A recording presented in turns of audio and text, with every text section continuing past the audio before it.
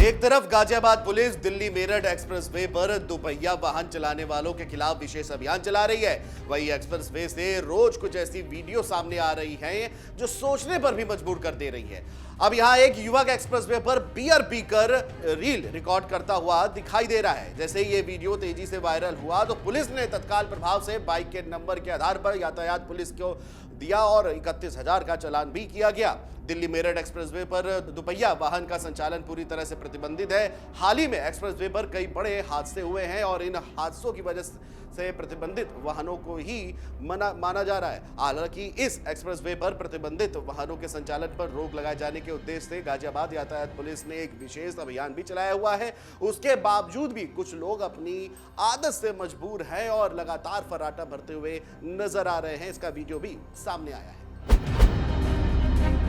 मध्य प्रदेश के पूर्व मुख्यमंत्री और कांग्रेस के वरिष्ठ नेता कमलनाथ का एक वीडियो सोशल मीडिया पर तेजी से वायरल हो रहा है, जिसमें वह ये कह रहे हैं कि 8 महीने बाद चुनाव होने वाला है, सबका हिसाब लिया जाएगा। कार्यकर्ताओं को संबोधित करते हुए कमलनाथ कह रहे हैं कि 8 महीने बाद पुलिस और अधिकारियों से हिसाब लिया जाएगा।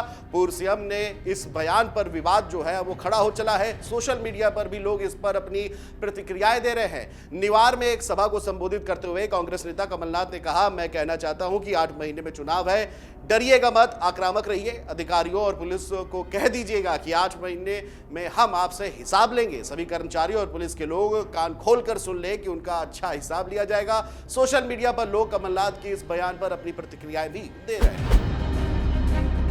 मुख्यमंत्री शिवराज सिंह चौहान ने मीडिया से बातचीत में कहा कि कमलनाथ के बयान उनकी कुंठा बता रही है। मुझे लगता है कि कभी वो खुद को भावी मुख्यमंत्री बताते हैं, कभी भविष्य वक्ता हो जाते हैं, पंचांग पढ़ने लग जाते हैं। एक कुंठित व्यक्ति ही ऐसी भाषा बोल सकता है। देख लूंगा, निपटा दूंगा, पीस दूंगा, कल के बाद परसों आता है। सीएम ने कमलनाथ का नाम लेकर कहा कि आप बुजुर्ग नेता है, कम से कम संयम का परिचय दीजिए। अब गली में खड़ा कोई कार्यकर्ता ऐसी भाषा बोल दे तो ठीक लगता है। सीएम ने कहा है कि उनका वचन पत्र ढोंग पत्र है। आजकल वह रोज एक ट्वीट कर देते हैं, कर्ज माफ, सबको रोजगार। उनके वचन पत्र के बाद वादे उन्होंने पूरे नहीं किए और फिर अब ढोंग कर रहे हैं, सपने दिखा रहे हैं। सपनों के लिए कौन कौन क्या क्या लिख सकता है, लिख दो, लेकिन काठ की हांडी एक बार चढ़ती है, बार बार नहीं।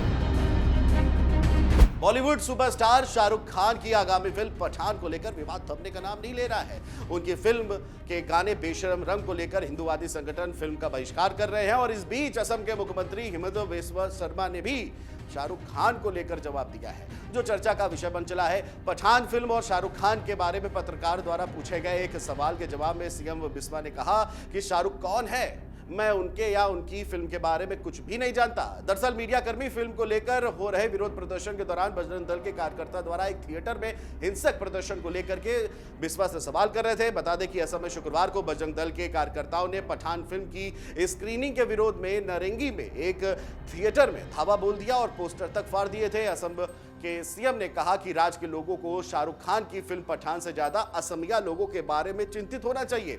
उन्होंने कहा कि लोगों को निपोन गोस्वामी के निर्देशन में बनी Asamiya film doctor Bezbaruah part 2 देखनी चाहिए। बिहार के मुख्यमंत्री नीतीश कुमार पर तीखे बयानों की बौछार करने वाले आरजेडी विधायक और पूर्व मंत्री सुधाकर सिंह सीएम पर हमला बोलने का कोई भी मौका नहीं छोड़ते। आरजेडी पार्टी की ओर से जारी नोटिस के बाद भी वह लगातार सरकार पर हमलावर है। शनिवार को सुधाकर सिंह आरा पहुंचे, जहां उन्होंने नीतीश कुमार पर जमकर बयानबाजी की। सुधाकर ने कहा कि पिछले 17 सालों में एक व्यक्ति द्वारा 4 बार कुर्सी छोड़ी गई और 4 बार गठबंधन बदला गया, लेकिन व्यक्ति वही रहा, पद भी वही रहा, केवल गठबंधन बदलते रहे। नहीं बदली तो सिर्फ बिहार की तकदीर। नीतीश पर हमला बोलते हुए कहा कि उनका एक ही सिद्धांत है कि सत्ता हमारे हाथ में होनी चाहिए। सत्ता को नींद नहीं होती, सत्ता होती ही है। बदलाव के लिए, जनता के काम के लिए जब तक बदलाव नहीं है, सत्ता का कोई मतलब नहीं है। कुर्सी पर आप कितना भी रहे, आपकी किसी खास कारण से कोई याद नहीं रखेगा। गुजरात में दो महिलाएं एक बच्चे के साथ ज्वेलरी के शोरूम में घुसकर लाखों के जेवर चुराते हुए सीसीटीवी में कैद हो गई हैं। वीडियो में महिलाओं को गहनों की जांच करते हुए साफ तौर पर देखा जा सकता है। विक्रेता को चकमा देकर वे गहने चुरा लेती हैं। वीडियो में साफ तौर पर दिख रहा है कि महिलाएं ग्राहक होने का एक बहाना बनाकर शोरूम में गहनों को देखने का इंतजार कर रही हैं। एक महिलाओं जो है एक बच्चे को पकड़े हुए है क्योंकि विक्रेता उसके अनुरोध पर उसके गहने दिखाना शुरू करता है। काउंटर पर रखे टुकड़ों में दिलचस्पी दिखाने के लिए कुछ और पलों तक ये नाटक करने के बाद वह चुपके से गहने चुरा लेती हैं। और ये पहली बार नहीं है जब ऐसी घटना हुई है। कुछ दिन पहले इसी तरह की एक घटना में गुरुग्राम में दो महिलाओं को 11 लाख रुपए के सोने के आभूषण चोरी करते हुए पकड़ा गया था। चोरी से पहले दोनों ने दुकान के मालिक और अन्य कर्मचारियों का विश्वास हासिल करने के लिए लगभग 2 ग्राम वजन के सोने की बीजेपी के फायर ब्रांड नेता और उन्नाव जिले के सांसद साक्षी महाराज ने शनिवार को कहा कि 2024 में लोकसभा चुनाव केवल उन्नाव से ही लड़ूंगा, नहीं तो हरिद्वार में आश्रम में जाकर विश्राम करूंगा। साथ ही राहुल गांधी पर हमला करते हुए उन्होंने कहा कि राहुल भले ही सिर के बल क्यों ना खड़े हो जाए, वह कांग्रेस को संजीवनी नहीं दे सकते। दरअसल साक्षी महाराज ने 2019 के लोकसभा चुनाव में उन्नाव से टिकट कटने पर बीजेपी को धमकी देते हुए कहा था, अगर टिकट कटा तो अंजाम बुरा होगा। इससे संबंधित उनका एक पत्र भी वायरल हुआ था। अब एक बार फिर लोकसभा चुनाव निकट है तो ऐसे में चुनाव लड़ूंगा तो उन्नाव से लड़ूंगा, नहीं तो हरिद्वार आश्रम में जाकर विश्राम करूंगा का बयान 2019 की घटना को ताजा कर दिया है। सांसद साक्षी महाराज ने हिंदू राष्ट्रीय महासभा के अध्यक्ष प्रवीण तोगड़िया के देश में कुत्तों और गधों के राइट्स हैं, हिंदुओं का कोई ह्यूमन राइट नहीं है वाले बयान पर भी कहा कि व्यक्ति की जैसी दृष्टि होती है वैसी उसकी सृष्टि होती है। एक व्यक्ति अपनी आंख से देखता है। 30 महीने से जेल में बंद बिकरू कांड की आरोपित खुशी दुबे की शनिवार को जेल से रिहाई की गई। किशोर न्याय बोर्ड से शनिवार को रिहाई परवाना जेल भेज दिया गया था, जिसके बाद शनिवार को जेल प्रशासन ने प्रक्रिया को पूरा करते हुए खुशी दुबे को रिहा कर दिया है। जेल से छूटते ही खुशी दुबे अपनी मां को देखकर भावुक हो गई। वह मां के गले लगकर रोने लगी और इस दौरान भावुक खुशी दुबे ने कहा कि उसे न्यायपालिका पर पूरा भरोसा है और उसे न्याय जरूर मिलेगा। कानपुर देहात जेल से रिहा होते ही अधिवक्ता शिवकांत दीक्षित के साथ जेल से बाहर आते ही खुशी दुबे ने पत्रकारों से बातचीत करते हुए कहा कि मैं अभी इस हाल में नहीं हूं कि आपको कुछ बता सकूं। मैं सिर्फ इतना चाहती हूं कि 4 जुलाई 2020 तारीख को मैं थाने गई थी और 8 तारीख 2020 को जेल भेज दी गई थी। मुझे और कुछ नहीं पता है कि क्या हुआ था, लेकिन मुझे सुप्रीम कोर्ट पर पूरा भरोसा है कि मुझे न्याय।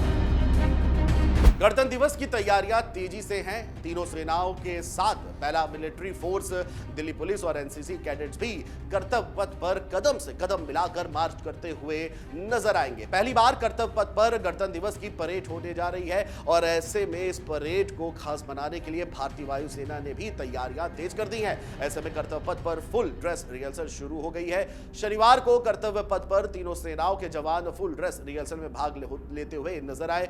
परेड के रिहर्सल से सामने आई तस्वीरों में वायुसेना के जवान कर्तव्य दिखाते नजर आए। गणतंत्र दिवस परेड के दौरान कर्तव्य पथ पर वायुसेना अपनी झांकी में सभी रेस्क्यू ऑपरेशंस और विदेशों में हुए एयरलिफ्ट ऑपरेशनों के साथ साथ मित्र देशों के साथ होने वाले वायु ऑपरेशन की झलक दिखाएगी। इसके साथ ही वायुसेना के warning and control aircraft Netra का प्रोटोटाइप भी दिखाया जाएगा और इस झांकी में वायुसेना के शौर्य और पराक्रम की झलक देखने को मिलेगी। इसके साथ ही साथ वायुसेना अपने देश में बने LCA तेजस, LCH प्रचंड और एयरबस C295 को भी प्रदर्शित करेगी। पाकिस्तान के नौसिखिए विदेश मंत्री बिलावल भुट्टो की बेतुकी बयानबाजी लगातार जारी है। इस बार बिलावल भुट्टो ने यूक्रेन की तुलना कश्मीर से की है। यूक्रेन संकट में कश्मीर को जबरन लाते हुए बिलावल भुट्टो ने कहा कि यह पहला संकट नहीं है जब यूनाइटेड नेशंस के प्रस्ताव का उल्लंघन किया गया है। कश्मीर पर अपना प्रोपेगेंडा फैलाने में नाकाम रहने वाले विदेश मंत्री बिलावल भुट्टो ने यूरोप और पश्चिमी देशों पर अपनी खींच निकालते हुए कहा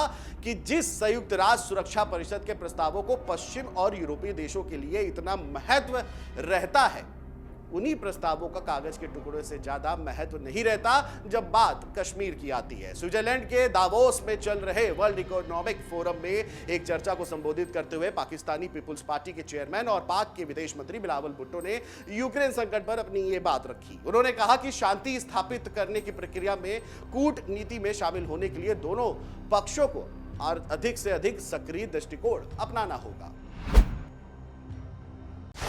डाउनलोड करें अमर उजाला ऐप और पाएं खबरें लगातार। अगर आप ये वीडियो YouTube पर देख रहे हैं तो हमारे चैनल को सब्सक्राइब करें और बेल आइकन को दबाना ना भूलें। अगर आप Facebook पर ये वीडियो देख रहे हैं तो हमारे पेज को लाइक करें।